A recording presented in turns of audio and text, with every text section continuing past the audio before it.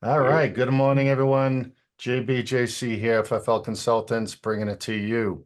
June 2024 Ask Us Anything event.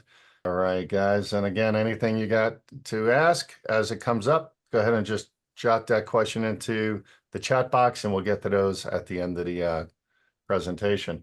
So we'll have the slide up again. Any of you new, anybody new to this event, there's our contact information. We'll put it up again at the end of the presentation. All right. So what are we going to talk about today? It's chock full of great stuff. Let's see. We're going to go through, first of all, updates on legal compliance, some state stuff, some federal stuff we all want to know about, been asking about. I'll do a little bit on Compliance Corner, how to keep you guys out of trouble with the ATF and state inspections. And our big news is, woohoo, wish we had a drum roll here, mastering the ATF Form 4473, bulletproofing your compliance program. Our training is live on FFLC Academy. We're going to walk you through that. Make sure you and your employees are able to jump in there, get started, get smart, get the knowledge so you don't get revoked. Then we're going to jump into some true or false. We got lots of thumbs up on that last month, so we'll continue that. We think it's a great way to run through compliance issues without sounding long and boring. And then we'll do our famous Ask Us Anything rapid fire and get your questions answered. So let's jump right into it. So the first thing we're excited about is that stupid, silly OMB Pistol Ruling. Can we hear a big round of applause for vacated? I know you guys are all muted, right? I know you're clapping, yelling. There you go. Thanks, Edgar. Yay. Out of control. ATF has been shot down officially. All right. And what happened here with Mock versus Garland? We've been talking about this lawsuit for more than 2.5 years. And finally, the 5th District Court down there in Texas has finally given a final decisions on this ruling regarding arm braces being illegal and making your AR pistols into short barrel rifles is not legit. It's unlawful. It never should have been introduced. And finally, the Superior Court that is overseeing this whole area of lawfulness is basically said, no go. This lawsuit's bounced back and forth, up and down between the courts. And the Supreme Court finally said, you guys figure this out. And if you can't, we'll do it. So it's been figured out. Long story short, arm braces are legal. You can sell them attached to, separate from, on your shelves, included with any AR platform pistol that comes into your shop. Pawn them, redeem them, do whatever you want to do. So, of course, this is what we call a final decision or a final ruling. But, like any other law, any other statute out there, Congress and or ATF can always appeal. ATF does have the option to appeal this, but we see it going nowhere. They may just do so for activity and motions and for the record. They may file an appeal, but they will not have any standing or grounds for their appeal as we see it, and nothing different will change. So again, I think we've told you in this past, there's been very few, if any, folks ever prosecuted on this new ruling since it was introduced, but it threw the industry into a tailspin. All right, next on the list. Whoa! Bump stocks. Guess what, guys? Bump stocks are back. That should have been the headline here. Instead of being vacated, bump stocks are back. This is more gripping than anything else because here the Supreme Court actually jumped in and took a look at this after all was said and done. Again, after this has gone back and forth between the courts. And Clarence Thomas led this rebuttal or response based on the final hearing and review by the Supreme Court. It was a 6-3 ruling, and basically the ATF tried to say a bump stock turned a semi-automatic rifle into a machine gun. That was inaccurate, and Clarence Thomas noted that nothing changes when a semi-automatic rifle is equipped with a bump stock. The firing cycle remains the same. One pull of a trigger, quote unquote, one firing of a shell. Nothing else happens. A bump stock does not allow a semi-automatic rifle to fire automatically. And of course, the Congress and states may still ban bump stocks where you are. So you still have to watch constitutional law. You still have to watch your state constitutions. You still got to see what the states are trying to do in regards to where you live and do business. But for now, the ATF says, and the Supreme Court says, bump stocks are legal. Hooray. Hip, hip, hooray. All right. Throw us into a tailspin for, I think that was 5 years. So here we go. All right. Some updates on the Bipartisan Safer Community Act promise. This is from the Biden administration almost 4 years ago, where they promised we would have firearm handlers checks processed through the NICS, FBI NICS team, meaning employee background checks for your employees so you can make sure they're all okay to work in your store and not felons and not prohibited. Well, we talked about that this week with the FBI NICS team, as well as the used gun, stolen firearm lookup database option you were supposed to have access to. I say supposed to, because neither one is happening right now, girls and boys. We are going to have to wait at least a few more months. It seems like the government agencies involved in this process have issues agreeing on certain aspects of each program. There's lots of log jams and processes and regulations and SOPs and requirements on the FFL, if any. So let's just hold our breath. We're hearing maybe December, maybe January, maybe February. We might hear more about these being launched. And who knows, maybe one of them will pop up in August. But for now, there's no fast progress on either one of these programs we were looking forward to. So much for June, July. Yeah, yeah, that was I think SHOT Show of 2023 is when they announced these. Well, So that was over 18 months ago. Supposed to be out June, July. Yeah, well, Yeah. that ain't happening. Yep. Jeez. Well, let's remember the government agencies. Yes, indeed. Yes, Yeah. indeed. Yeah.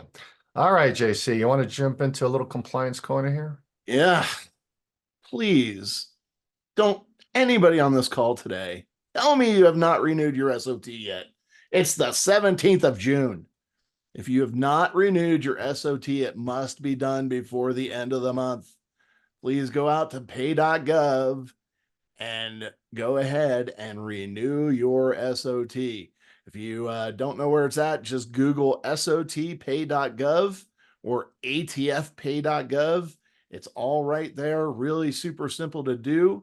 You are not going to receive a reminder. We're getting a ton of phone calls about when should I renew my SOT right now. Renew it. Quick, quick, quick. Get it done.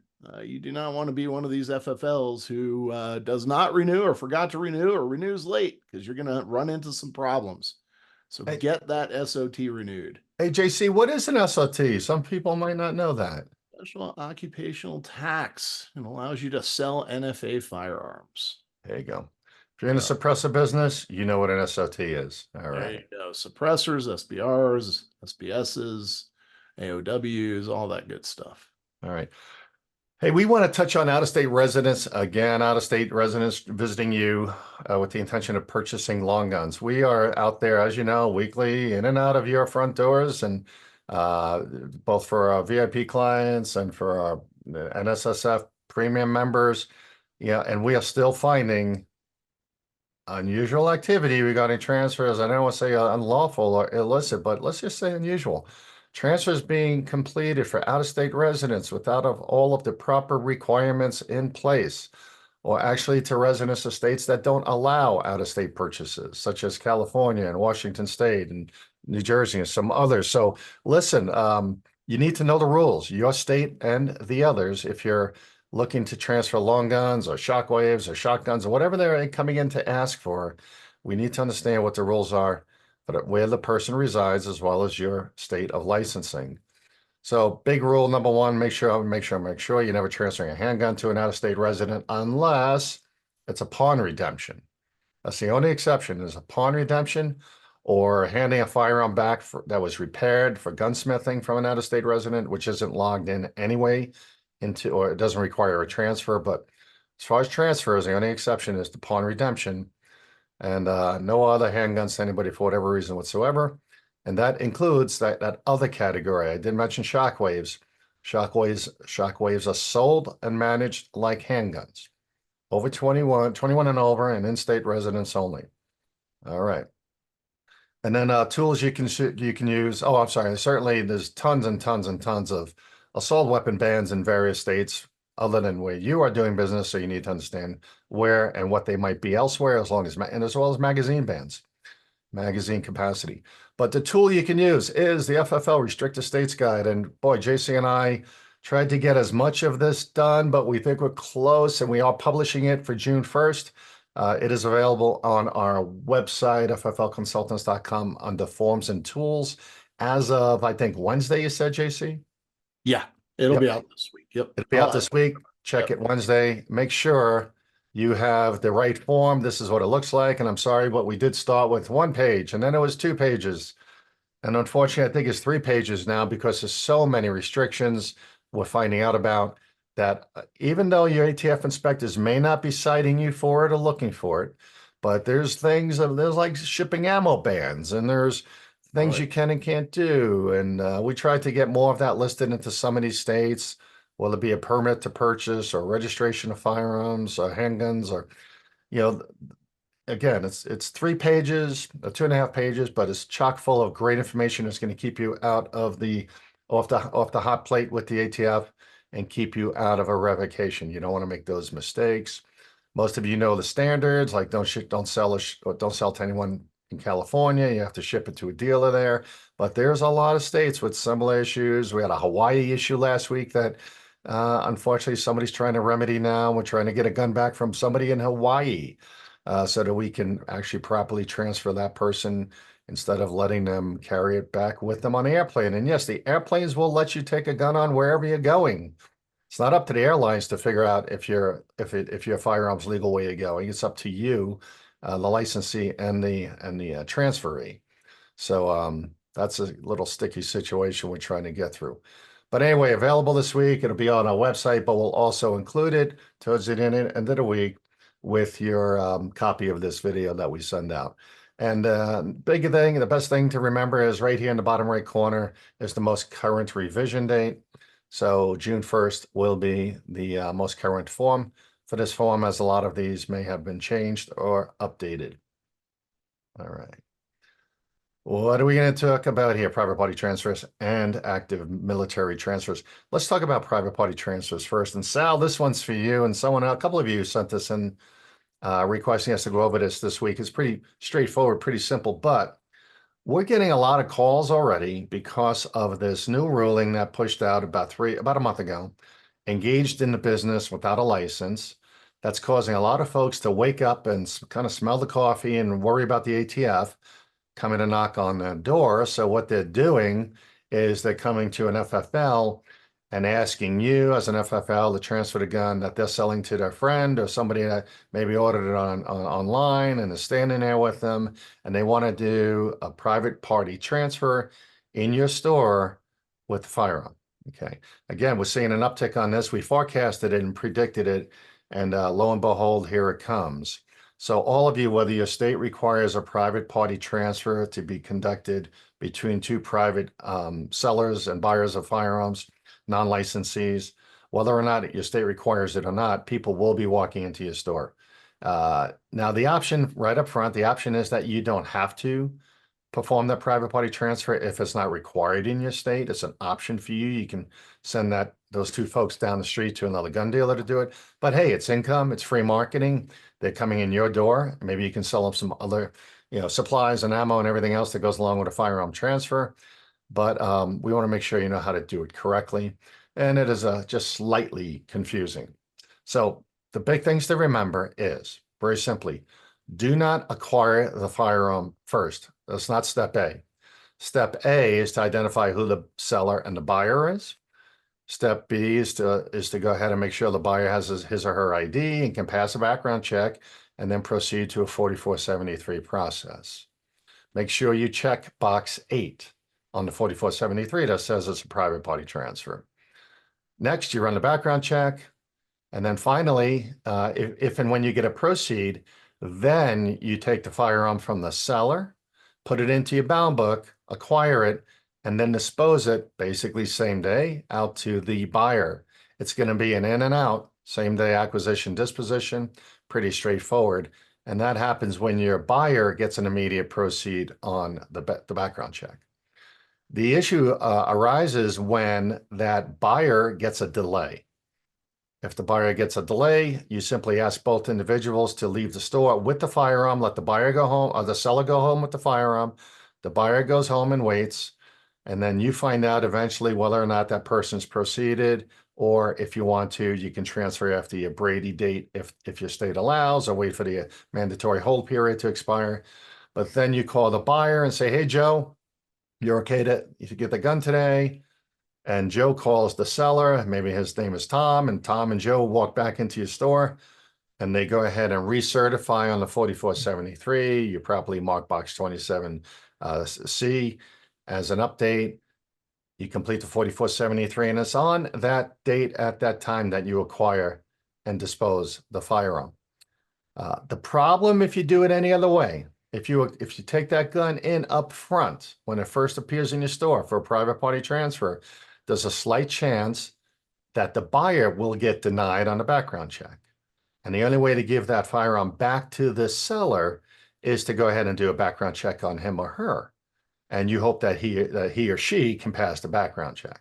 So there's a little hurdle there you got to get over, or just avoid totally by not acquiring it until you're ready to transfer it through a background check approval. JC, I miss anything on that? Yeah, the only caveat I would give you, look, electronic folks who are doing E4473s and e-bound books, most of the systems that are in place today will require you to do the acquisition of that firearm in order to put it on a 4473. And a lot of you that are E4473 users will either do it or you'll just use a paper 4473 and complete it with pen and ink. So just be aware of that. The systems don't really allow for private party transfers. You have to acquire the firearm. And the second caveat that I would tell you is you need to ensure that you just and be kind about it. Just give the seller a little warning that when he walks out the store, he can't just hand the gun to the individual who's buying it. We've had that scenario happen a few times. And because if that individual comes up denied, he's going to play hell trying to get that gun back. So just be aware of that. Just a couple caveats.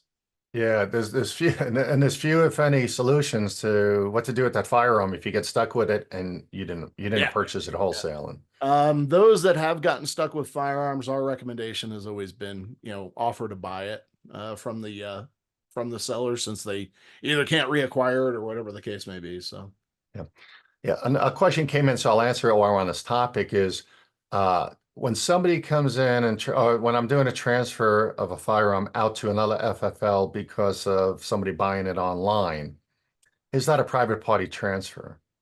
And the answer is no. A private party transfer is strictly when two people are standing in front of you in your licensed place of business and you're completing a 4473. Yeah, the whole purpose for that private party transfer is that if there isn't an acquisition in your A&D record, it tells the ATF, oh, this was a private party transfer. That means the original owner maintained dominion and control of the firearm and left with it. That's what that means. Yeah, because whether the ATF comes in, to inspect you while that process is in place or thereafter, and maybe you had an incomplete private party transfer, the buyer was denied, you have to keep that 4473 because it has a NICS or state control number into box 27B. You're going to keep that in a file. But if they cross-reference, if the investigator cross-references your 4473s to your bound book, there's going to be no entry in there, to JC's point. That's the whole purpose of that. Yep. Yeah, so back to someone shipping a gun to somebody they sold a gun to online through a gun broker or some other platform. When you transfer the firearm and you dispose it out of your book, you are shipping it as an FFL transfer. It's not a private party transfer. If you're shipping it out, or if somebody's shipping it into you, if it's coming into you from another dealer because somebody bought the gun online on a website, and they shipped it into you from another FFL dealer. Now you are finally disposing it out through a 4473 to the buyer. That is not a private party transfer. That's an FFL to FFL transfer to you, and then it's in your inventory, and you're simply disposing it out to a non-licensee like any other used gun. Yep. But that private party transfer is only when two people are standing in front of you. And again, to JC's point, it gives you the option of not acquiring it into your bound book. All right. And hey, the ATF does have a great pamphlet available to you on this on atf.gov, or just Google ATF private party transfers. You can download there. Pamphlet is pretty accurate, kind of goes over the same thing we talked to. I think we explained it a little more clearly. All right. All right, JC. military transfers. Oh, there's been a lot of angst about this past week because the ATF once again has been proven wrong. At least an IOI who had an opinion. Once again, those IOI regulations that nobody knows where they came from, and more often than not, they're incorrect. Military transfers, all you need to do is see a copy of the orders and see their military ID. Make sure the orders are valid, make sure they're on active duty, and make sure they say permanent. You do not need to retain a copy of the orders. And you should not, because it's a felony, make a photocopy of the CAC card. Don't do that. You see their CAC card, you'll use their CAC card as their primary ID. You will not use their driver's license. Use their military ID. Document the PCS military orders in 26C. The base, whatever, post, naval station, whatever it is, whatever the name of it is, the city and state that it's in, the effective date of the orders, and the PCS order number, if there is any, okay? You will document military DOD CAC card or DOD CAC card or military ID card in the identification box. You don't have to put Army, Navy, Air Force, or anything like that, but you certainly can. You're going to put the number and you're going to put the date of expiration. All right. You will use their military ID to run the background check. Make sure that you are not utilizing their driver's license. In the address section of Section B, they will put whatever their place of residence is, whether on base or off base. Okay. There is one exception to that. And you have no requirement to verify that address. Trust me, if a military member is in trouble, they'll call their command. Their command will find that individual very quickly. Okay. The one caveat to this is, and I use Fort Campbell as the perfect example because Fort Campbell traverses both Kentucky and Tennessee. And if you're a smart military member, you live in Tennessee, you establish residency in Tennessee because Tennessee doesn't have state income tax. So if you have a situation like that where they are stationed in, say, Fort Campbell, that'll be Kentucky, but they live in Tennessee. In that situation, for their address, they will list both their base or duty station and their residence address in the address block. So keep that in mind when you're doing these. The only scenario where you will have to put both addresses is if they reside in a different state than they are stationed. Please make sure those military orders are valid. We've had a number of situations in the last few months where an individual has showed up to their duty assignment early and their PCS orders aren't in place yet. They're actually showing up earlier than their duty to their report on date. So make sure they're valid, make sure that they're active. That's really key, active duty, and make sure they're permanent, not TDY. We've had situations where people have accepted TDY orders and we've played hell trying to get that gun back. So keep that in mind. If there are any questions about military transfers, go ahead and put them in the chat and we'll get it to them during rapid fire. Very good. Thanks, JC. Yep. All right. Next, this has been coming up a lot and very concerning, and 4 or 5 calls a week. And we finally asked our friends at Nix, and they said, well, we've got about 200 new people started in the last month or two. So there's a lot of issues with, I want to say, the newbies just saying okay or proceed, too fast in the Nix approval process. What happens is a lot of folks are calling us and saying, I had to proceed 2 days ago, and I just looked at my Nix status screen and it's changed to delay. Or even worse than that, as you all know, I had to proceed, last week, and I transferred the gun, and now they're calling me and telling me it was actually a denial, or it was a delay, or some other initial status. So the issue is there's mistakes being made by humans. It's possible. It's always possible. So don't panic. The first thing is, let me just explain that when Nix calls you and they tell you that a status has been changed, it is not an overturn, especially if it goes from proceed to a delay or proceed to denial. That's not an overturn. An overturn is strictly when the judicial process of appeal is completed by a transferee who's denied and they submit their appeal online, and they go through the process, and a judge actually determines them okay. And they get a letter, and they bring a letter into you to hopefully retrieve their firearm, transfer their firearm. That's an official overturn. So on the 4473, don't check that box for when they call you and say, hey, we're changing the status of your background check. That's not an overturn. Okay. But there's a little bit of a problem. Okay. The problem is there's no box in 27D or E to allow for you to mark it up and identify that a proceed was now changed back to a delay. So we've talked to ATF, and basically this is the only answer we get is write it in. And write it into the appropriate box in 27D or E to note what happened and on what date. And unfortunately, no one ever thought about this happening normally and regularly, but it's happening. So feel free to write in a delay update as part of a next contact status or state of point contact point of state, a point of contact state notification, but also put a note in box 32. You know, again, this is an unusual circumstance. That's what box 32 is all about. Write the story, what happened, and it's okay. No matter what the situation, whether you transferred it, whether you didn't transfer it, just update the status and then proceed as normal, as you would with either a delay or another type of status.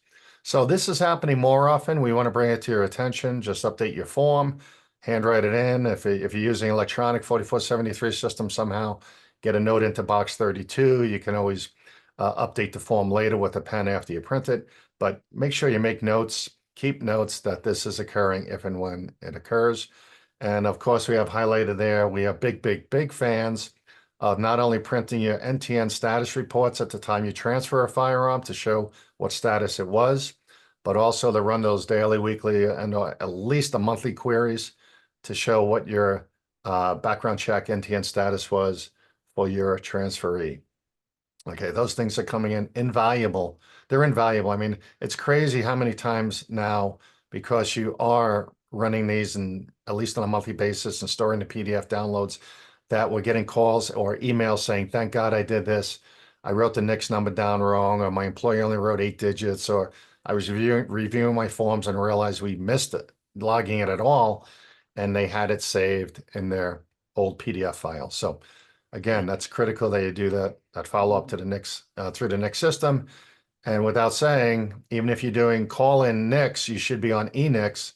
You should be registered and using eNICS so that you have reference and history reference and able to access all that information offline. Because if you're calling in NICS, we understand to get your approvals. You don't like the computer, but to have access to all your old information could be a lifesaver. All right. Anything else before I proceed, JC? You're good to go, brother. All right, here we go. We are super excited. And I want to give a big shout out to our third leg here, JP, another John. JP's been behind the scenes helping us with our provider getting this all ready. But we are ready to launch another course in our ATF Compliance FFLC Academy program. And the reason we do that is because we don't want you to get revoked.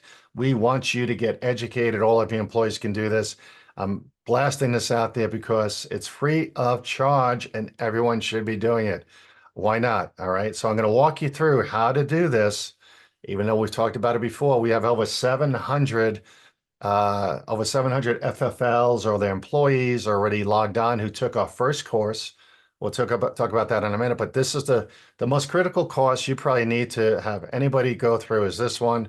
Yes, we're putting more courses out. The next course is going to be on preventing straw purchasing, but this is the Mastering Your ATF 4473 and Bulletproofing Your Compliance Program.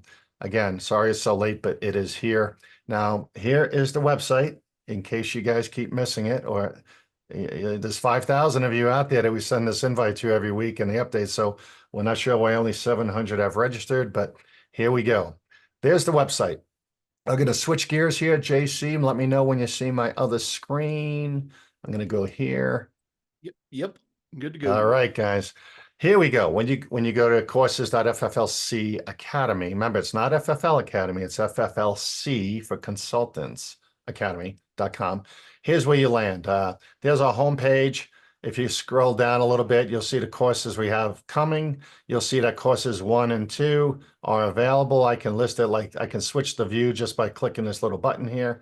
So navigating firearms categories and types of for accurate A&D and 4473s. That's the preview. That's like course number 1, basic guns 101 for everybody. How do what's a shockwave? What type? Somebody else in the chat is asking about qualifying shockwaves. All the information is right here, fully explained. And I think this whole course took less than 20 minutes to complete. So jump in there once you log in, take that first course. And hey, email us with questions. You can do that from right inside the application. But here's the big one, Mastering ATF 4473. Next is recognizing and preventing straw purchases, then completing your multiple firearms transfers. We're doing everything here, guys, but slowly and surely we'll get to it. But here's what we want to show you. Here's a landing page. We got some buttons up on the left. We've got home, the courses that are available. You just kind of saw that. You can always contact us, drop us an email, give us a suggestion or comment regarding one of the courses or something you want us to focus on in the next course. And then just here, you got our information. You could go right to our website. But right here, I'm going to go back to my home screen. Here I am. And up in the top right corner, very simply, I'm going to click on log in. Top right corner, just log in. And that's going to take me to my login screen. I either have already logged in with my email and have my password, or I go into my sign up right here at the bottom. I can add my unique email address. Unfortunately, every person who uses this platform has to be their own individual student. You shouldn't be sharing the logins across different members of your store or your team or your company. Just have everyone just go in with a unique email and password. We don't care what email it is as long as it works for them and they log in. So once they sign in, once they sign up, they'll go ahead and follow any instructions and then they can sign in, which I'll do right here. Right here, you see my name, my email rather, and my password. I hit login, very simple, and boom, I'm in. Now, I've been in here before, so you're going to see I'm going to show you a couple things that have already been completed, but you'll get the gist of it and walk through very quickly. Before I jump into the course, I go into my settings. Again, one of the first things I want you to do, go into your settings, go into my account, and this is where you plug in your name. Plug in your name right here. Now, if you do not, you're going to have an obscure name there or no name or blank, and that's what's going to print on your certificates of completion when you finally print them out. It's not going to say that you completed the course on a certain date. It's not going to be relevant to you at all, and there'll be inaccurate records for your training program. So again, we want to do this for you, get through the course, do the training, have that certificate, print or save it as a PDF, and drop it into your training folder to prove to the ATF you're on track with making sure you're doing everything you can to be compliant. All right. So again, you can change your password here, but hey, my name's John Bacher and I'm good to go. I'm going to save my changes and get right the heck out of there. I can put my picture in if I want to. Haven't done that yet. And I'm going to go back to my courses. Okay, now I'm in the courses. Let's jump into, we're not going to do the navigating firearms. You guys can look at that on your own, but it's, again, about 20 minutes to complete, chock full of information. I'm going to go view the course, Mastering the ATF 4473. As with every course, we have a full description, what's in there, what are the different lectures or lessons included, and we'll be a little bit better at this. It basically doesn't tell you how long it takes until you get in there. Again, a bunch of frequently asked questions right at the bottom. But even if you skip all that, that's great. You can go right in and watch this free course. Again, this is free. Future courses will be paid, but these first 2 courses we think, and probably the first 3 courses we think are good for everybody. So we think it's good for every employee to be able to get in here, free of charge. It's that good knowledge that you need to stay employed and stay in business. So here's course 1. It's the introduction right at the top. You'll see a little green check mark, means I took that course already. I completed it. But there's all the courses. You take them in order, very simple. I go ahead and I'll click on my video right here. At the beginning, it tells me how long the course is going to take. I get through that.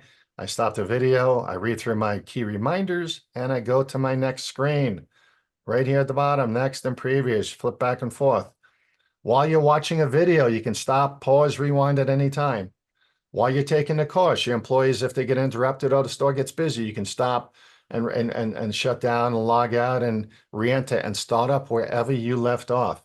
All right, so as I finish the lectures, I get all these nice little check marks along the way.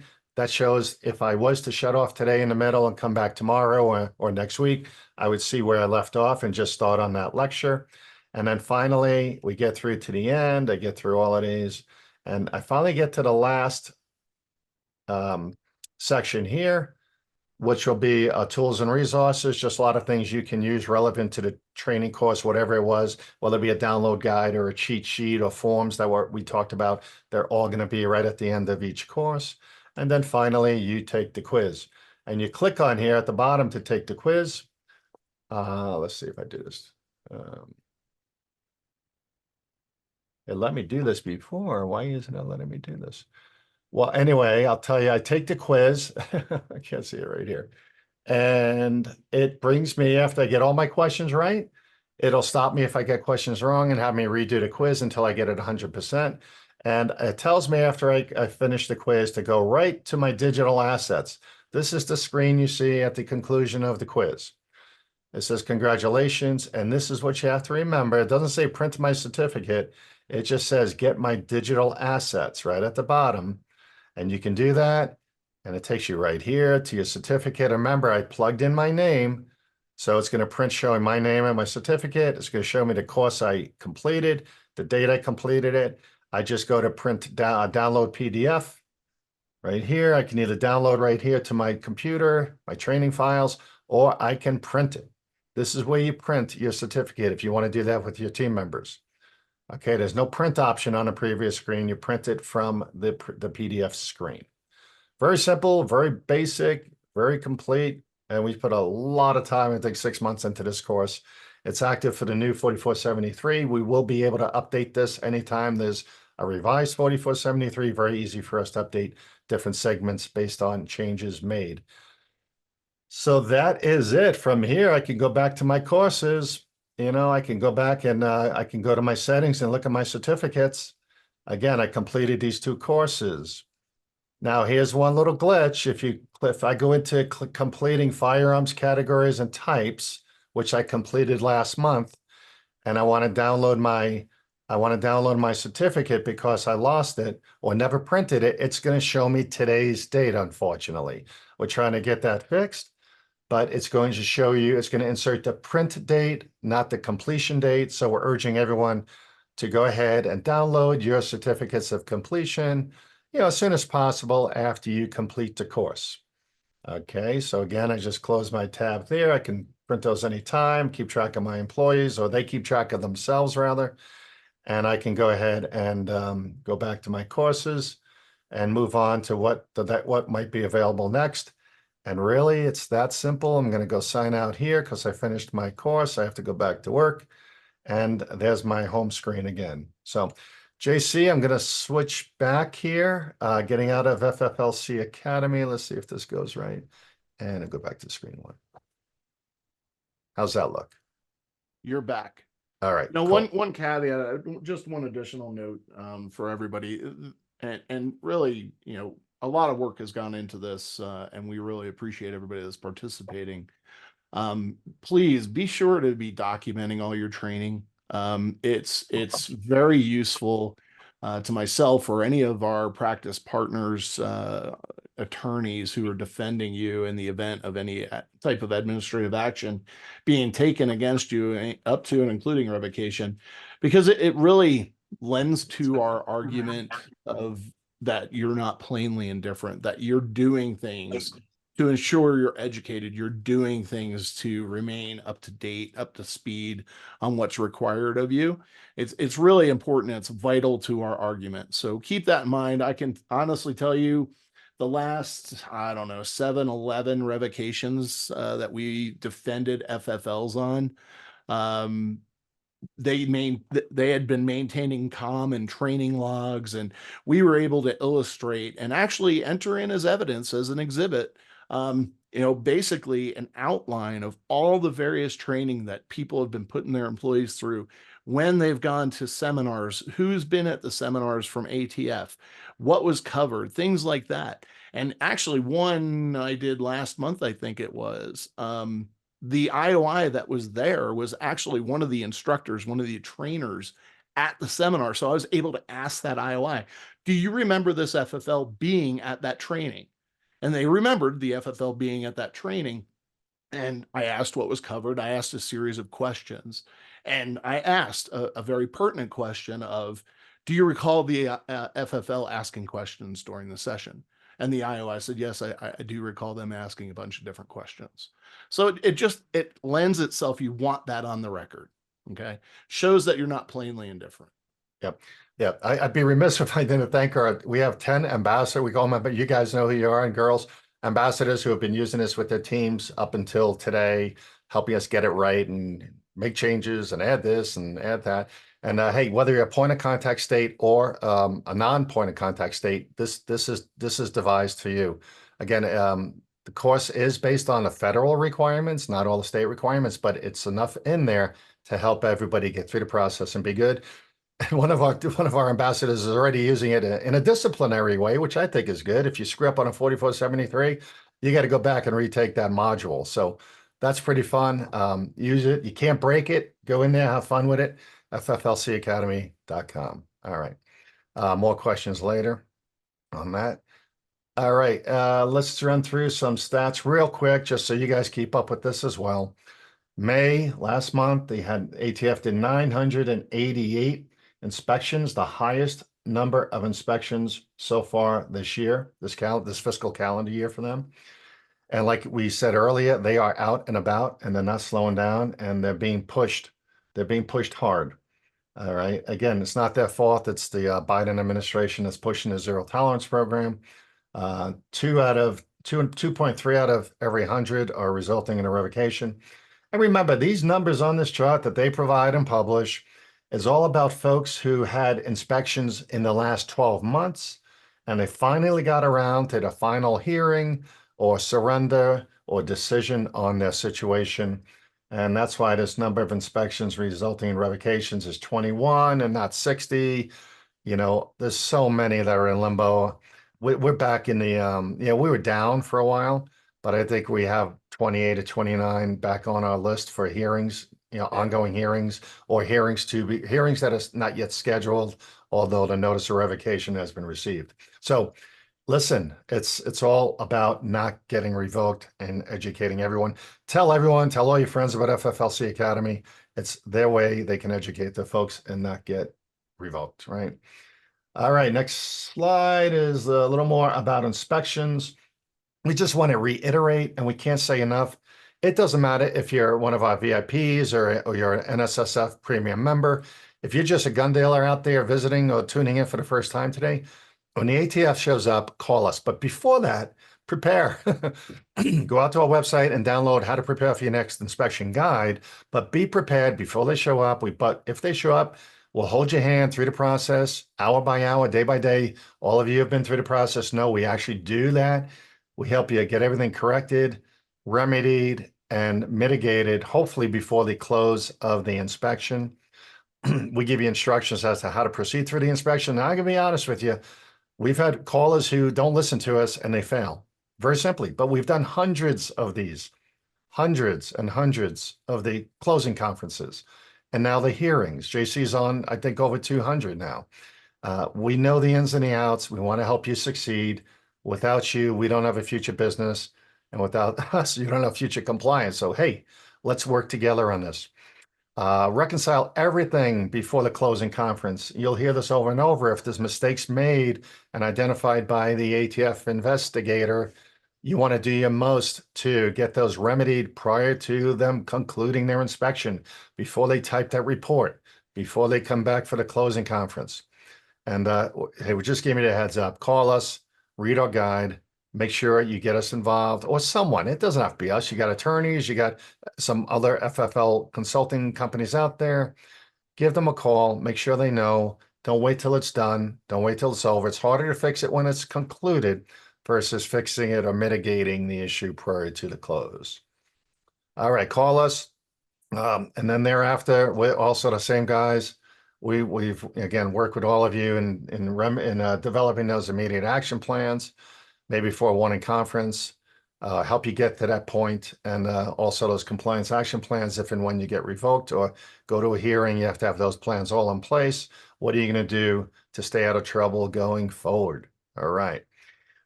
Way to go. JC, are you ready for true or false? Baby. Here we go. All right, guys, this is going to be we got lots of thumbs up last month on this, so here we go again. Real simple, just plug in your true or false or T or F in that chat box. Here's the first question. See, so test your knowledge. The ATF can demand that you download your cloud stored bound book during an inspection, even when you have printed bound book available for them to use to complete their inventory. True or false? They can demand. The falses are coming in on record speed. Oh, got a true. Oh, there's a couple trues in there. That looks like rapid fire response. That looks like rapid fire, true or false, right there. Yeah. All right, the answer is false. The false. As a matter of fact, our recommendation, and one of the things that we test you on when we come out to do a mock inspection, is to make sure you know exactly how to print off the correct version of your A&D record. The correct version. What is required by regulation? A lot of systems out there will give it a CSV or the capability to either download a CSV or an Excel file. You still, if that's the case, you need to clean that up and remove or hide the rows that are not required and put it into a clean format so you can print that as a PDF and hand it off to the IOI. Again, we want you to print that off and hand it to the IOI. That is what is required. Yep. All right, true or false?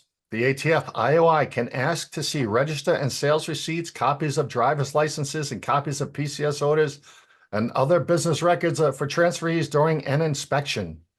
Rapid fire. Oh, we got a couple. No, all false. All right. False. That is correct. False.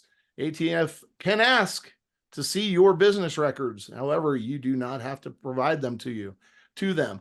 What we tell you in this situation, especially if you're working with us, is give us a call. Tell us what they're asking for so we can make a determination. Okay, is this going to get you into more trouble or out of trouble? And that's really the key to this, is where are they going with the request? What's going on with that? So keep that in mind. All right. Next, you are allowed to acquire, remember, you are allowed to acquire a firearm from anyone that sent it to you without an ID, a copy of an FFL license, or a customer's name. Ooh, a lot of falses coming in, JB. I got a true. I got one true. Where was that true? And this question, we draw these questions from all the calls we get from you guys, realizing that there's misunderstanding out there each month. So that's a real good hint to us to what to go over. So this is we see this as a really fun and valuable session. So, and the answer is true. Yes, you can receive a firearm from somebody. It happens way too much. We get phone calls on a continual basis on these.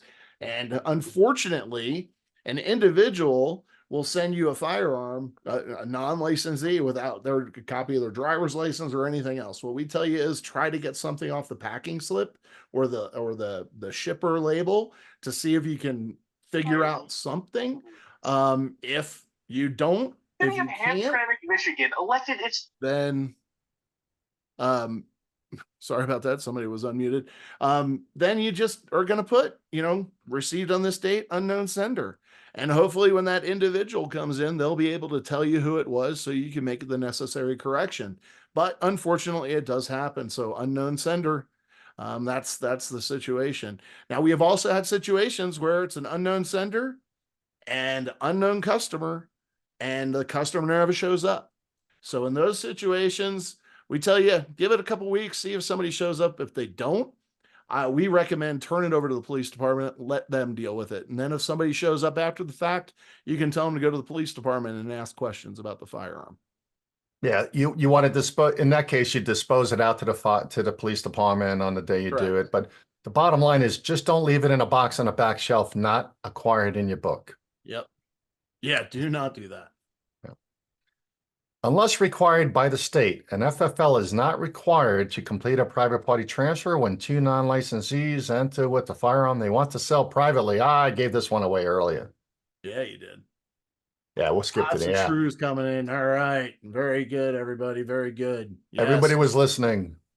Yeah, you don't have to do it, but again, it's a good money maker. Easy, cost-free marketing and sell them and ammunition and Gets accessories. people in the door. Gets Yeah. people in the door. You make a little money off of it and it gets people in the door. Look at your other products. See what you have. Maybe if you have a range, you get them on the range. Get them into a CCW class. You never know. Yeah, I like Edgar. Edgar, you got your left finger on the shift key and your right finger on that T key. I like that. All right. All right, next. It's okay to use any color pen when completing the Form 4473. Oh, good. Good. Lots of fun. We got trues. Oh, it's mixed. Yeah, it's a little mixed. Black and blue. Salvatore. Better use black. Yes, Edgar. Yes, yes, yes. Rich All right. J, yes, use black. False. You must use blue or black, and we recommend black. Don't be these FFLs that one of you does it in blue and the other does it in black. Yep. All right. The ATF wants blue or black for scanning and emailing and faxing and all that purpose. You can't use colors that don't show up through that process. Bright green. I've seen all kinds of stuff. We want black, black, black, black. Everybody use black. There you go. Now, the other reason we talked about it last month is black is obscure, right, JC? Doesn't hide. It blends in. It blends in. Yeah. Yeah. When you're using blue and you miss a box with a blue pen, it's easy for an investigator to see it. All right, there is no stipulated requirement for how often an FFL must complete an all-gun inventory. There is no stipulated requirement for how often you do inventory. Oh, these guys have been reading the rules. Oh, a false from Kathy. That is true. There is nothing in regulations that requires you to conduct an all-steel inventory. It's recommended annually, I believe the pamphlet or brochure that the ATF provides says, but we recommend quarterly. Now, JC, do you know of any states that require an annual inventory? I'm not, actually, yes. And I'm trying to think off the top of my head. There are a couple states that require. Yeah, I see Anna say yes. It might be Illinois, it might Washington, be maybe California. Yeah, Washington, yeah. Washington is the new California. Yeah. All right. So that was a mixed answer. Here we go. Whiteout. Ooh, I love white. Whiteout is permitted only when correcting items in Section A of the Form 4473. Section A only. Lots of falses coming in. Very good. No whiteout. That is a big old false. Do not use whiteout. I had whiteout 2 weeks ago on 4473s and in the A&D book. In your A&D books, if you're still using paper A&D books, and you cannot use whiteout on a 4473. Yeah, in another session we can coach you how to read list a firearm in a bound book, paper bound book, but just don't use whiteout. It is permissible to redeem a pawn firearm to a spouse of someone who became prohibited while the firearm was in pawn. It is permissible to redeem a pawn firearm to a spouse of someone who became prohibited while their firearm was in pawn. Wow, look at these falses. Oh, Joe gave us a true. Now these might be non-pawnbrokers answering, so yeah, these might be. So hopefully the pawnbrokers are answered correctly. I got a few trues. Look at that. Yes, true. It is possible for a spouse to redeem a firearm. You as the FFL, obviously pawnbroker, need to be adamant, need to make sure that spouse understands they cannot give access to that firearm to the spouse that's prohibited. They have to lock it up somehow so that individual cannot obtain it or, obtain it, dominion and control of that firearm. You have to be adamant about that. Our recommendation with this in this situation is offer to purchase the firearm.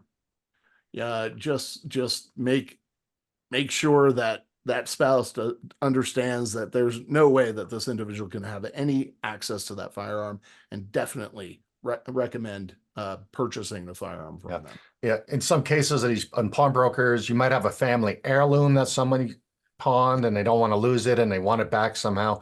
So we can go offline, call us. There's a form we make available to you to kind of reinforce what you're doing with that person who you are allowing to transfer it. But anyway, we call it an alternate pawn ticket pickup waiver. Yeah. It's And more of an remember, that affidavit. person has to do a 4473 and a background check.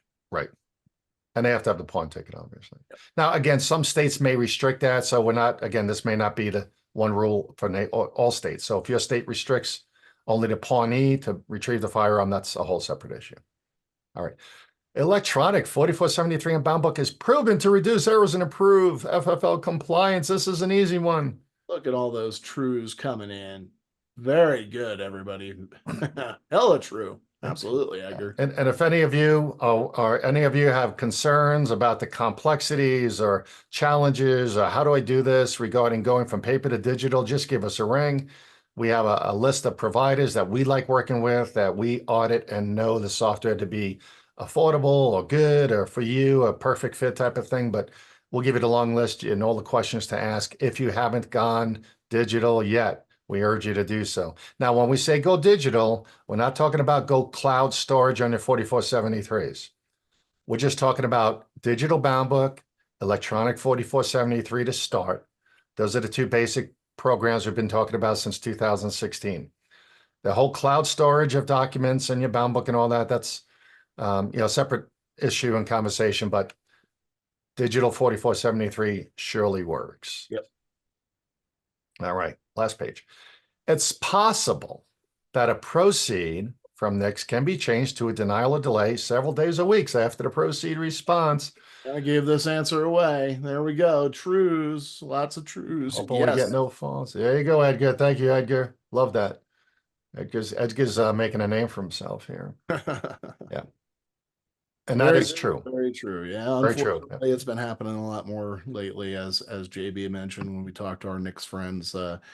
They said, unfortunately, yes, some new folks out there. So, yep. Okay. It's okay to raffle off and transfer shotguns from your FFL at a Ducks Unlimited banquet. Let's see what those answers are. Oh, we got a couple trues. Larry says depends. Larry, depends. Depends our underwear, buddy.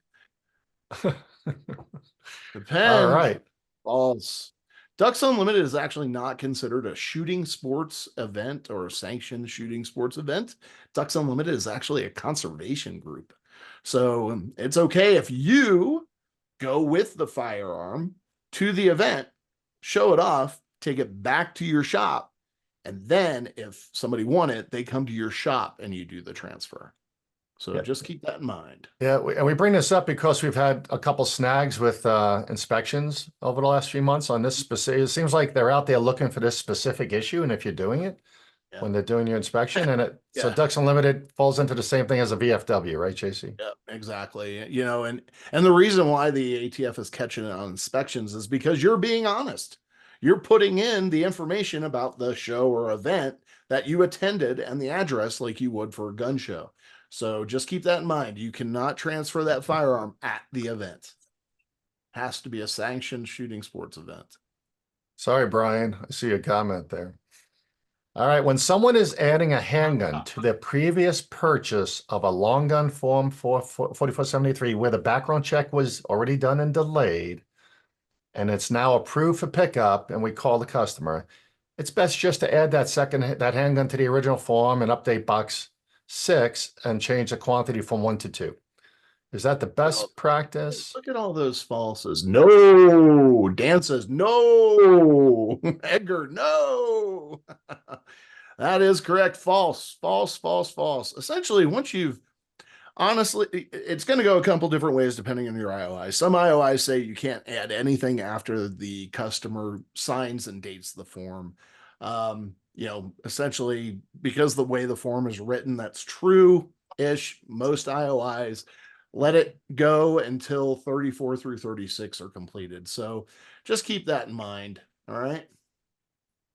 All right. The one thing I'll mention about this while we're on this on this one, if somebody is coming to your store to pick up the suppressor that is now approved through a Form 4, and you have to do a 4473, and at the same time they want to buy a new rifle, you know, Handgun, whatever. We always recommend do them separately in two different 4473, so at least they can walk out with the suppressor. But if they get delayed on the other additional handgun they're trying to buy or purchase today, they can still leave with the suppressor. And NFA wants you to leave once you get those suppressors out of your store as soon as they're approved. Yep. And keep in mind, if you do add the suppressor and a handgun, long gun, whatever, to that 4473, number 28 is out of the picture. You must do a background check. Same holds true with integrally suppressed. I have no idea where this is coming from, but we've been seeing a lot of integrally suppressed firearms lately, and FFLs are forgetting that the firearm and the suppressor are still two different firearms, even though they're connected, even though they've been pinned and welded and all that kind of stuff, or it's somehow incorporated with the firearm. You still have to do 4473, a background check. 28 is out of the picture. Yeah. Right? Just because the suppressor's on there and you're doing a background check, you don't check 28 also. I've seen that recently. Yeah. Yep. All right. All right. All right. If I acquire an older firearm that does not have the markings I need for the bound book and for Form 4473, it's okay just to leave them blank. Remember, old guns, like 1935. Falses. Job, Every. Good job. Good job. Nope. I think they took our first course, JC. I think so. There you go. False. Doesn't matter. None marked. No serial number. NSN, etc. None marked. Doesn't matter. All right. I give you guys all an A+ for participation. Thank you very much. That was a lot of fun. And remember, when it comes to compliance and everything we've been talking about, Form 4473, rule number 1 is very simple. Slow down the process. Slow it down. All right. All right, guys, we had some great inspections last month. We're very proud of this. And again, these folks we're putting up here with these great inspections, most of you guys on this call, most of you watching, you're here every month. You've downloaded the guides. You've trained your employees. So Todd in Texas, congratulations. ATF, no violations. Freddie in Texas. Dave in Texas. And Dave, they're putting you through a ringer, man. You must be on the short list, but I think they're through all your locations now. So congratulations to you and your staff. Sheena down in Florida, got that one behind you. Kiki again, man, you're on every month, but with all your locations, that's excellent that your stores are doing so well. Congratulations. Scotty in North Carolina. Tom, you had 2 locations. Congratulations on both. Great training with your team and auditing, in-house audit programs for compliance. Chris up in Michigan, I visited, great inspection, no violations. Thank you for that experience. That was great for me. Nancy over in South Carolina, same thing. Crystal, Mississippi, was that you, JC? Yep. That was me. And Tammy in Mississippi, that was me earlier in the month. And Bud over in Virginia, good seeing you again and finally meeting you. Fabulous. Thank you for all the progress all of you guys put into this. It's worth it. And you stay off the bad boy list, you'll never have a problem. And congratulations, JC, on your wins.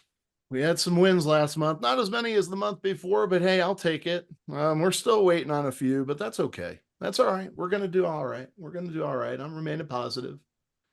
Joe, I see Joe, I had no violations but passed. Fabulous, Joe. Not sure which Joe you are. We got lots of Joes, but great. Anybody else in there, drop us a line. We love adding you to next month's trophy list. There you go. All right, almost done here, guys. Here's our ATF 10 Deadly Sins. We're not going to go over them, but this is available for you to download off our website. Great to post in your stores. Make sure your folks use it during your training events with your teams. I'll also include this in as a downloadable PDF when I send out the video at the end of this week. Again, these will get you put out of business, get you to the hearing room there with the ATF. We're almost done with Nick's training days. 3 more. That's it. Maryland, North Carolina, South Carolina. Guys, I got to tell you, these are invaluable. You meet your ATF and NICS folks. You meet somebody from either JC or myself or Bill from our team. Talk about great content. It's free. It's chock full of Q&A and good information. JC and I will both be in Florida at the NSSF Range Retailer Expo. If you're going, please stop by or let us know ahead of time. Love to buy you a beer or coffee or whatever is your pleasure. Same thing with the National Pawn Expo in Las Vegas in July.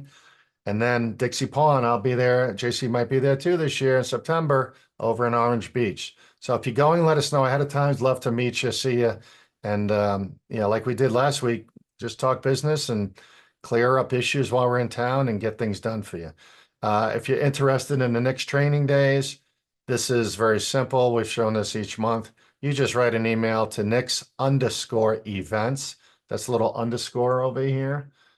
nix_events at fbi.gov. Tell them who you are, which event you want to attend. And if you need more information on that, feel free to just give us a ring. We'll send you the dates and locations for each location. All right. Only 3 more events, and then we have to wait till next year till we do it again. And hey, guys, if you go ahead. Every year. Every year. 30 every years. spring. Every spring, right? National Shooting Sports Foundation Premium Retail Event Membership Program. If you need to know more about it, please. That's what we're talking about when we say we come out and visit you, whether you're a VIP or a premium member. These are the benefits. Great program, been around forever, saving the heck out of FFLs getting in trouble with revocations. Guys, this is the 2 big benefits they have is that on-site all-day mock audit we do. Training day, come down, look at a couple 14473s while we're there and provide custom education to you and your team, and as well as that legal defense fund for JC and the lawyers if and when you need to go and sit with the ATF in that hearing room and face the music. We hope you never get there. All right, and JC, we are ready. Here it is, the rapid We are fire. ready for rapid Get those fire. questions in. If you haven't already, I know there's been a bunch, and we're going to have to take our time scrolling through some of this with all these trues and falses, but let's All get right. started. I'm getting there. Give me a minute, and here we go, everybody. Yeah, keeps typing in anything you want to hear about. And some of these we've already talked about. So copy form and yeah, Salvatore says on making mistakes without whiteout, we copy the form and then make the change. That's only required if it's after the fact. If the firearm hasn't been transferred, the individual hasn't left the store yet. All that's required is single line, striking through the error, make the correction, and then initial and date it. If it's after the transfer and either have the customer come back or the employee needs to make a correction, then the photocopy the page with the error and make the corrections on the photocopy. You see, I didn't start an order. I'm actually going all the way. I got to go all the way up to the top here. Okay. I think, okay. I think I'm there. Okay. Okay. On an ATF inspection, do I have to disclose the location of my private collection? What is the best way to handle that situation? So for your private collection, it should definitely be segregated. We recommend that you segregate it. Just keep it in a separate gun locker, separate vault, safe, whatever the case may be. If that's not possible, then it's required that they be tagged as not in inventory, personal collection, or who owns it. You can do any number of those different things, but you have to somehow identify it. One of the other things we recommend, ATF provides that personal firearms record little booklet.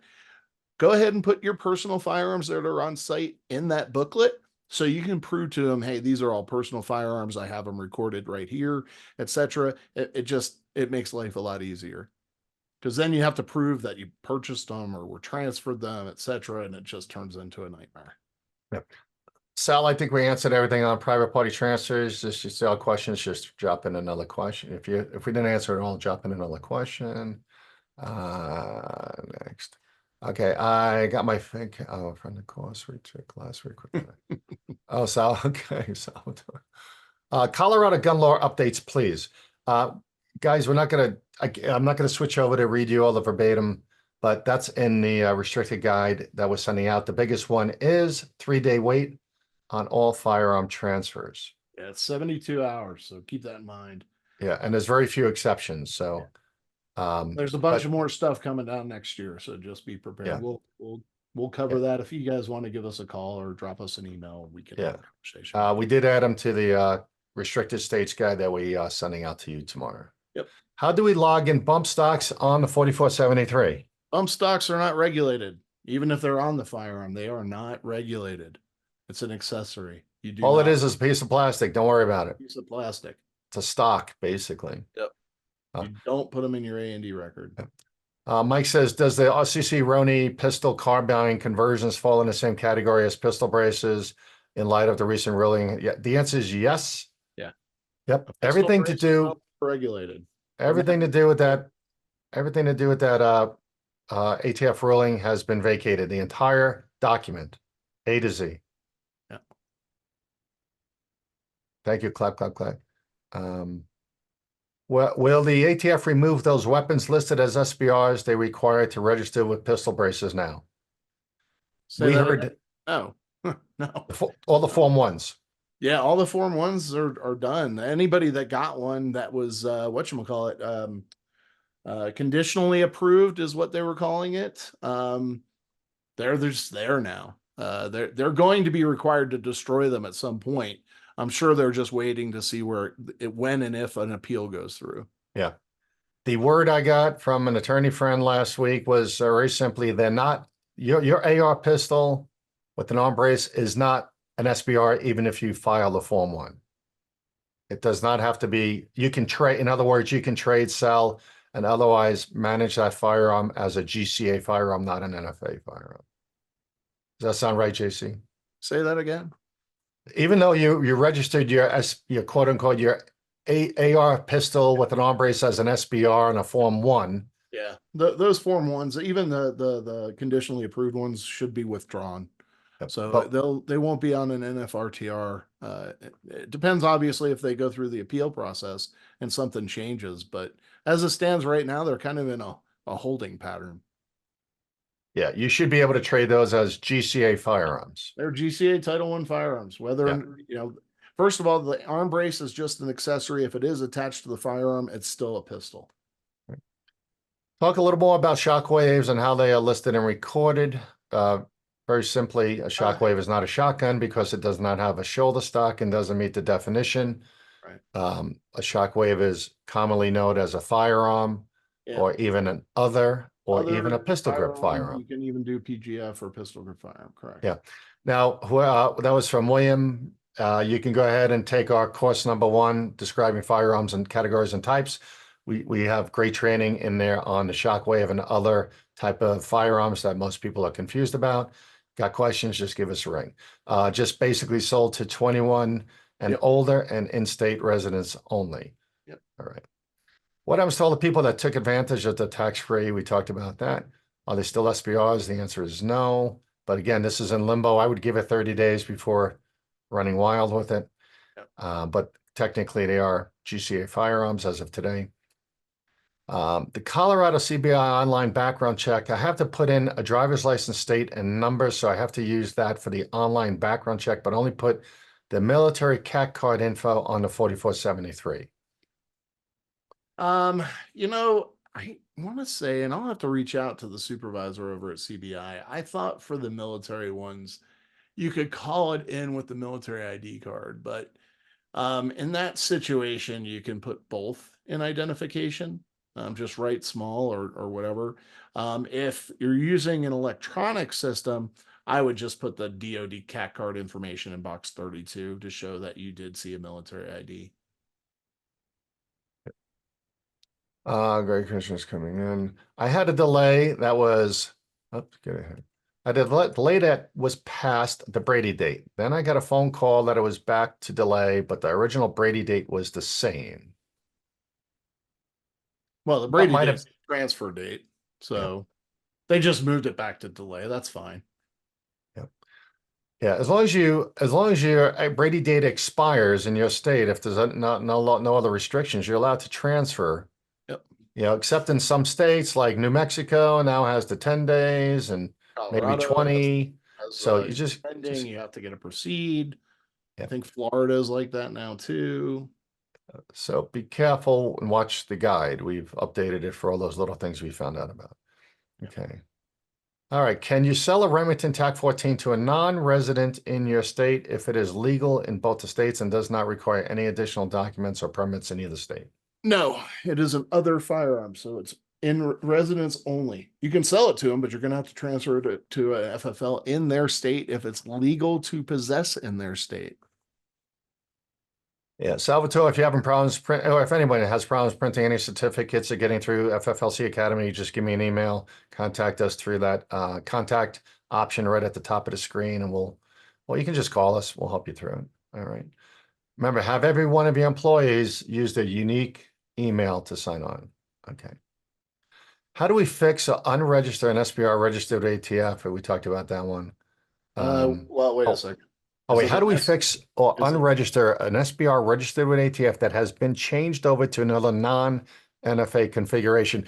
I guess, JC, I got one of these last week. Like, I'm changing the barrel from a short barrel on a rifle to a longer barrel. Yeah, they just want to remove it from their NFRTR. It really kind of depends on if it's already done.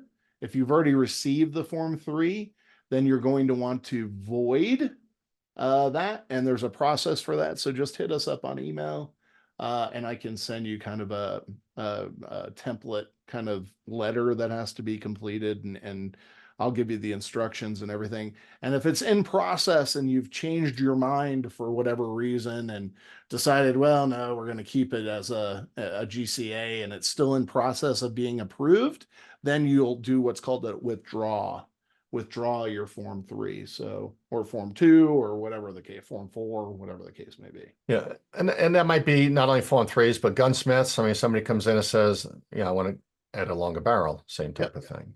Yeah. All right. Thank you for covering when you get a delayed after a proceed. What happens if that firearm is already transferred to the customer? Is it our responsibility to get it back? No, it is not your responsibility to get it back. You'll get that phone call if it was a deny or delay, whatever the case may be. As long as it's past the Brady date or transfer date, you're fine. And before the expiration date of the background check, obviously, you're just going to update the 4473 accordingly and move on with your life. If ATF wants to go get it back, they'll go get it back. Yep. On FFLC Academy, can we set up our employees with logins and set up the settings for them as an administrator? Technically, we don't have the enterprise piece in there yet, meaning no, but you can go ahead and take all your employees, ask them for their email addresses. You can go in and set their passwords and make sure the names are set up correctly using the, so you'd have to, if you had 10 employees, you would just have to go in and kind of become the master of all things FFLC Academy. But you would know that the names are properly entered or give that instruction out there. Again, this video is going to be pushed out. We're going to take that little snippet of the training I did on this video and push that out as its own little training session. So that'll be available to anybody new. So unfortunately, we can't have an overseer right now for companies regarding the program. It's still individual. All right. Sorry about that. Next. What are the required columns for the bound book printout? Send me an email and I'll send you the list. Yeah, if you're using a homemade Excel spreadsheet or some other software that has 20 columns, yeah, we've seen many. You have to go in and edit your report printing options to only print out what they require or they need. So we'll send you a sample of what's required. It's not everything. Oh, I want to, JC, while we're on that question, I came up with another, I was in a training this week and an entire state is putting in country of origin into the bound book column, even though they're not manufacturers or importers, because their ATF folks told them they had to. Does that make sense to you? Yes. But they don't have to, right? No, they Right. don't. Yeah. For that state, if you get, without identifying, because I don't want to get in trouble with folks up in the government organization, but unless you're a type 7 or an importer, you do not have to put country of origin as marked on the firearm in your bound book logbook entries. Okay. That's just for Country of origin is only required for manufacturers. Yeah, and importers. Okay, we talked to Joe. Now, country of origin, if there isn't like, oh, what did I just see this week? There was a shotgun, I believe, that was made in Japan, but it didn't say who it was made by. In that situation where you know the firearm was made in a different country, you can put none mark / like in this case, Japan or just Japan, just to show that it was manufactured outside the country. And then you would put whoever the importer was. Yeah, and you know, again, if there's no other identifying marks, if in fact that gun is ever traced, you do want it to match some criteria you have listed in your bound book. Okay. In North Carolina, you cannot be in a house with a gun if you're a felon. Thank you, Salvatore. Yeah, some states do have different requirements. We are just kind of giving you the general global rules to live by. Rapid fire time. All right, moving here. Keep going, keep going. Lots of T's, lots of F's, lots of depends. I did see this, Brian. You said, great, I'm screwed. I know what we were talking about. If you want to talk through your issue, I think that was Ducks Unlimited. Let's get on the phone. Okay, how about if it is a Wildlife Conservation Foundation for Ohio annual fundraiser? What was it again?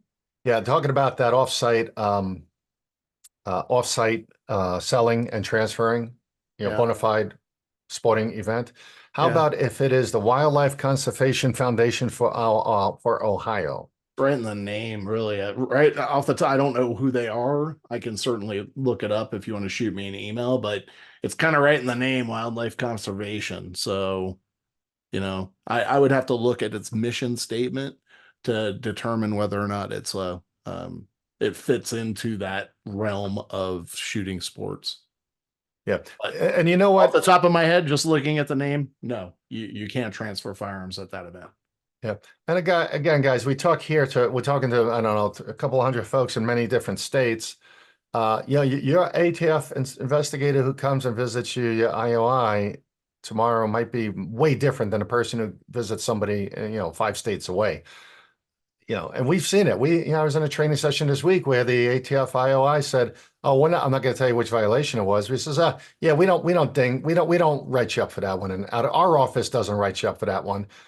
And we had, you know, 40 people in the room. I'm like, wait a minute, it's a law, it's a requirement. He goes, yeah, but we are, you know, we're kind of soft on that one.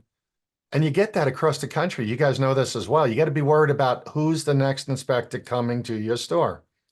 Is it that guy, or is it somebody from, you know, 3 states away they sent over to do the inspections? So, all right, Joe says, if I pass the initial audit, can ATF come at a later date, decide to revoke, or is it the IOI final meeting making the final decision? Well, no, it's not the IOI's final decision. The IOI can make recommendations allegedly, but that question comes up a lot during hearings and warning conferences, and that it gets shot down by ATF counsel every time for the most part. I would tell you this, the IOI will usually say something to the extent of, you know, this really has to go to my supervisor for review. So I'm not really sure which direction this thing is going to go. Obviously, if you've had no violations, then nothing's going to come of it. You're going to sign your acknowledgement of regulations and move on. What I would tell you, and I know somebody on here said that they got a warning letter, I believe, or something like that, and somebody else had an inspection and they passed, but they have a report of violations. You can send us your report of violations. We'll take a look at it and tell you what the outcomes are going to be. I've seen enough reports of violations. I pretty much can tell you exactly what's going to happen. Yeah. So Now, heads up, you could get a report of violations, but not get a warning and not go to a revocation. right. And keep in mind on those reports of violations, you've been told. Yeah. So follow-up inspections, if you have any of those same violations again, or have not shown any improvement, keep in mind that can lead to administrative action. Yeah, your report of That's considered violations, plain indifference. So keep that in mind. your ROV, as it's called, no matter how long or how short it is, it becomes permanent record within the ATF. And I have had reports of violations used in both warning administrative actions and in revocations from past licenses or from other licenses. So keep that in mind. Just because you surrendered a license 20 years ago, but you had administrative action, you had a revocation hearing, you had a warning conference, that can still be used against you. So keep that in mind. Back to the AR pistol or arm brace ruling. What if a stock or buffer was put on the rifle or the AR platform? If it was a pistol, now it's a rifle. What if a stock or buffer? Well, I'm saying if they used a Form 1 and made it a short barrel rifle. Well, you aren't supposed to change the configuration.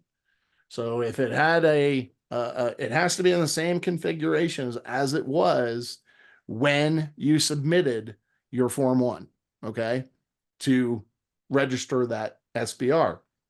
If you change that configuration and made it into a full-fledged SBR and put a stock on it with a shorter barrel, you need to take that thing off and put it back into its original configuration. If you want to re-register it, then re-register it on a Form 1 and pay the $200.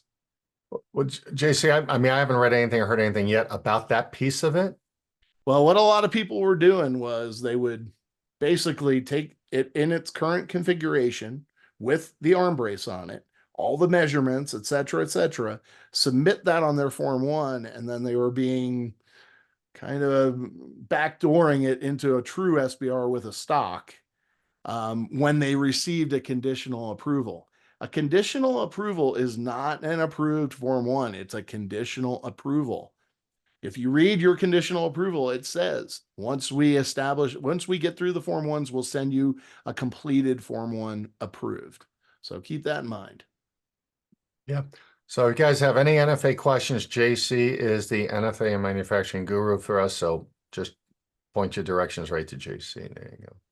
Okay. If you have a bump stock, aren't you admitting to a crime since they were supposed to have been destroyed? I'm not aware of a bump stock manufacturer since they both went out of business when it was banned. The answer is no, because it's been vacated now. Yeah. If you have one still, if you buried it in the back 40 somewhere. Yeah.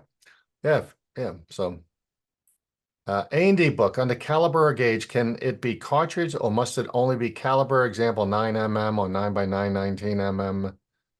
I mean, best practice is to write whatever's on the firearm. But 9mm is fine. 9x19, .22, .30, .45. That's perfectly acceptable. Yeah, but you're not required to write all of the casing information, such as parabellum or no. Lupao or any of that. No, you're not required. We've had some IOIs that have been really sticky about that, and we've had to have conversations with ATF leadership to kind of quash the confusion the IOI was lending to the problem. So you're not required to put all that. Yeah, just remember, if it's a multi-caliber like a judge or a defender, and it's a 45 long Colt and a 410 or whatever, you have to list both, but none of the other language is required. Yeah. And the other piece is, if you have a completed AR platform that shoots a bullet, caliber is not multi, even though it says it on the receiver. The caliber, a fully completed firearm adopts the caliber of the barrel that is attached to it. A lot of people get in trouble on that one. And the ATF knows you're making that mistake. They talked about it on Thursday or Friday on my last training inspection. They're reiterating, if an AR shoots a bullet, it cannot be a multi-caliber. It has to be a caliber listed on the barrel. Mm-hmm. With the new rule, can an individual who occasionally sells firearms from their personal collection to another individual but uses an FFL to facilitate the transfer still be considered engaged in the business? The answer is going to be possibly, right? Because individual who occasionally sells firearms from their personal collection to another individual but uses an FFL. It's really gray right now. If they're not, if they've maintained the firearms for years and they're just clearing out, their personal collection of firearms they don't want anymore, and it's occasional, as you say. Occasional is very loose, so maybe not. But if they're doing it with some frequency, then I would tell you that you may want to start asking some questions. Yeah, and you want to be careful how often that person comes into your place of business and how often you facilitate that practice if you think it's in any way discretionary. Now, here's the issue is the two words were repetitive and for profit. So those are going to be and unfortunately, well, here's what we do. We hope this ruling goes the same way as the other two eventually. Yeah. And chances are it will. I mean, the case precedent is set in stone. So yeah. But in the meantime, are they repetitive and are they doing it for profit? Those are going to be the two big criteria. Went to an ATF Denver Division seminar last Friday in Colorado Springs. They gave out a folder with sample forms and info, but the 3310.4 they included was dated 2019 versus 2021. Is this a trap? And will I see when I get audited when I sign up for the seminar? Here's the answer on this. I asked this question. The same mistake that you all make sometimes. You use the wrong form. Yeah. But I actually asked this because I was concerned about this elsewhere. We had one of my other visits was somebody using forms from 2012. Yeah. And I've actually seen one from 2003 actually used. Mm. So here's the bottom line, and here's the official answer. As long as they reported the multiple sale, it is not deemed or viewed in the same way an actual transfer of a firearm is, because that actual transfer from industry of a firearm from industry to a non-prohibited person is a very critical record of sale and transfer and can be used in court. Yeah. But the multiple firearm reports, as I'm told and instructed, are not, that's why you don't get called back from the tracing center when you send in an old form, because all forms are allowed as long as you complete the process. Yep. So I was very awakened by that because I thought, they'd be looking at that in the same way they look at the 4473 date, valid date, and they do not. So that was good information to know. But just make sure you're using the most updated form. Yeah. As a matter of fact, I don't think that form has changed in years. Every 3 years, the government has to go through a process to basically reapprove forms for use as part of the Paperwork Reduction Act. This is I haven't seen this form changed in years. Yeah, in our course that we listed today, pushed out, made a lot live for all of you. We list the most current forms in lecture 7, additional resources, so you can grab them right there. Make sure you get the right forms. Rick says I got a letter. I've been all over Denver office site and cannot. Okay, yeah. Anybody in Denver got questions? Give us a ring. Can I get a Maverick? Can I transfer a Maverick 88 Cruiser to an out-of-state resident? Pistol grip 12 gauge, 20-inch barrel and 28-inch overall. It is legal in the buyer's home state. No, it's an other. So absolutely not. Yeah, Only firearms that are shoulder fired or intended to be shoulder fired, i.e. a shotgun or a rifle. And even then you have to ensure that it complies with both states' laws. So no, you cannot. Dan says, I have a customer that always gets delayed. I never get a status from next. Usually it remains just open forever. Yeah. However, he has one that as of today is 3 days past the Brady date, but still says not retrieved. And he would like to pick it up today. Do I have to wait for it to say open, or is there a way I can retrieve it from the Leap site? If you got the Brady date and that's passed, you can go ahead and transfer that firearm. If he always gets delayed, what we recommend is that he get a U-pin. The reason he's getting delayed is because there's some latent information out there that NICS can't verify. They're contacting the local jurisdiction to get information on it, and they're unable to verify anything. So they just leave it in an open status or a delayed status until they get some sort of response. And I would tell you that the vast majority of the time, it's some, charge that occurred at some point that they were never convicted on. So that's usually the case. We've had it happen several times, and our recommendation is if somebody's always getting delayed, tell them to go apply for a U-pin. Yeah, now that takes a long time to get, still takes a long time to get, but worth getting. Yeah. Yep. Yeah, and Dan, and anyone, if you're transferring on a delay where the date has expired and you're legal to transfer, no matter what the status says in NICS, as long as it says open or researching, print that NTN status report. Prove that on the date you transferred it, the Brady date expired. That's all. Yeah, and keep that in your files. We don't recommend attaching those to the 4473. Keep them in your buddy file. JC, that's the first time we mentioned buddy file. That is the first time. Yeah. Next month, we'll talk more again about the buddy file. Barry says, I'm a home-based FFL and recently moved. I changed my FFL and related address as required. I was required to have an inspection for my new address. They performed the inspection by phone. Does that count as an inspection? It was a change of business entity inspection or change of business location. Oh, The answer would be no. no. Right. Yeah, so what they did, Barry, is they approved you for your relocation. They approved your license change. But JC, I don't think they would mark that as a quote unquote annual inspection. No, that is not considered it. No, well, they could be flubbing it. They could be. Keep your fingers crossed, Barry. Yeah, but no, typically an application inspection is just that. Yeah. If he when they do an application inspection or an amended FFL application inspection, typically, depending on how long you've been in business, typically they'll tie an inspection in with it. Sometimes yes, sometimes no. It just depends on what's going on in that market, or in that field division rather.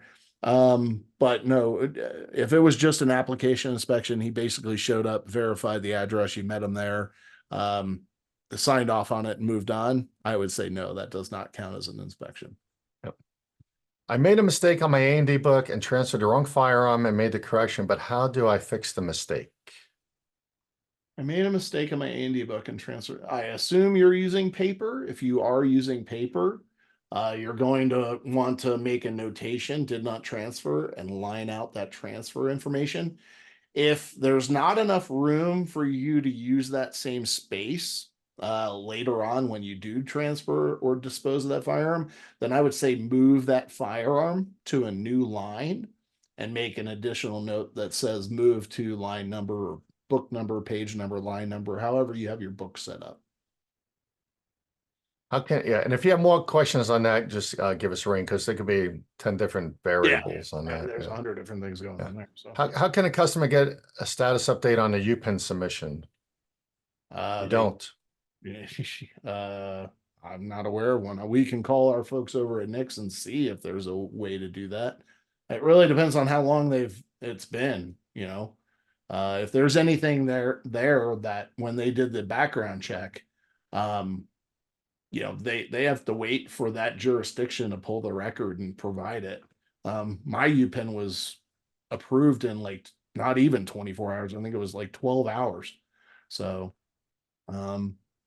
I did a digital, but yeah. JC said Eric said back to 6 months on UPINs. oh wow. Yeah, that's it for the questions. One more comment on NFA. You know, last month, 3 months ago, everyone was getting approved, or individuals applying for suppressors using e-forms, Form 4. Yeah, we saw approvals either same day, next day, or within a week. What happened was, unfortunately, that word got out, and now the purchasing of suppressors has quadrupled and put great strain on the next approval process for NFA applications. So just so you know, it may not be a week anymore. It might go back to a month or two. So don't be, you know, everyone walking in just because they heard it on Reddit. Don't be surprised if your NFA approvals for individuals submitting Form 4s take more than a week or a month. Just heads up on that. Yeah. All right. Yeah, if we don't have any more questions, listen, all, thank you so much for joining us. 100 of you hung in there to the end. We will be back mid-July. We haven't set a date yet. We're going to figure that out between events. But in the meantime, if you got anything, give us a ring, give us an email, get into FFLC Academy. Listen, share it, tell your friends. We'd love to get your feedback. We know we need to make it better. Tell us how. And if you have ideas for future courses, just drop them in that, hit that contact button and drop us an email. So in the meantime, happy transferring. Thanks, Anna. We'll see you guys.